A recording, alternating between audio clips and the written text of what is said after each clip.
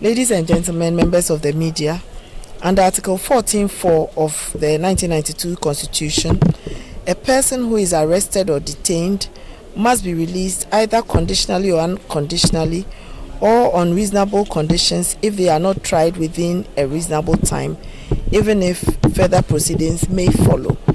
However, what amounts to a reasonable time has not been clearly defined in law. This lack of clear standards, together with certain institutional challenges, has led to many accused persons in Ghana being held on remand for excessively long periods without trial. In some cases, detainees have spent even more time awaiting trial than the maximum sentence that the offense they are accused of committing carries. The first Justice for All program was held under the leadership of Her Ladyship Justice Georgina Theodora Wood in 2007. We have progressively improved since then. At the time of the inception of the program in 2007, the total prisoner population was 13,800, out of which 4,218 were remands or pretrial inmates, constituting 30.57% of the total prisoner population. This high remand population contributed substantially to the then acute overcrowding in the prisons, which stood at 72.41%.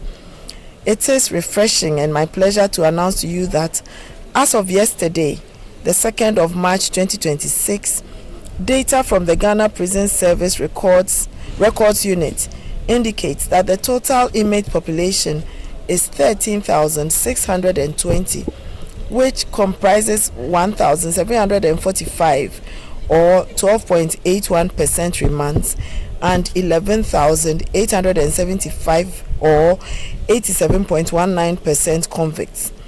Over the last 19 years, the program has impacted on the remand population in the prisons, bringing it down from 30.57% to 12.84% currently.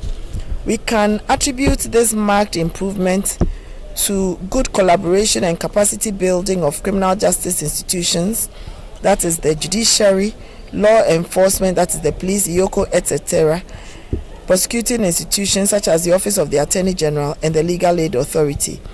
All these entities have been consistent in taking measures and invested a lot in the efforts to improve the criminal justice delivery system. The judiciary has also introduced nationwide training to ensure judges strictly follow Section 96 of the Criminal Procedure Act and the Supreme Court decisions when dealing with bail. Ladies and gentlemen, I present to you the statistics for today's Justice for All sitting in the Koforidua Prisons as follows. The total number of cases that were presented was 31. The number of bail applications granted was 15. The number of prisoners who were convicted and dealt with today was 4. The number referred to psychiatric treatment was 2. The number of cases that the applications were refused were 2. 5 cases were struck out and 3 were withdrawn. The Justice for All program has proven to be more than a response to overcrowding. It has become a symbol of Ghana's commitment to upholding the rule of law, safeguarding human rights, and ensuring that justice is not delayed or denied. By facilitating timely hearings for remand prisoners, the program has reduced unnecessary detention, strengthened public confidence in the justice system, and contributed to prison decongestion. As we mark this new phase of the program, let us remember that justice is the cornerstone of peace and development. Justice for All program is not just about numbers, it is about people and families and communities whose lives are touched by fairness and equity. It is about building a justice system that works for all, especially for the most vulnerable. Now, as the criminal justice system becomes more and more efficient, there will be no need for the Justice for All program. The public and NGOs and civil society and the media are urged to acknowledge the progress made and avoid using outdated information to misrepresent Ghana's justice system, especially regarding remand prisoners. Now, members of the press, I was talking about the fact that if we improve our system, there will be no need for the Justice for All program. The Justice for All program is needed only when there is a systemic failure. It's because maybe somebody failed to take somebody to court, or the cases were unduly delayed, or somebody failed to advise on a matter when it should have. But if we are able to do our things the way they should be, there will be no need for it at all.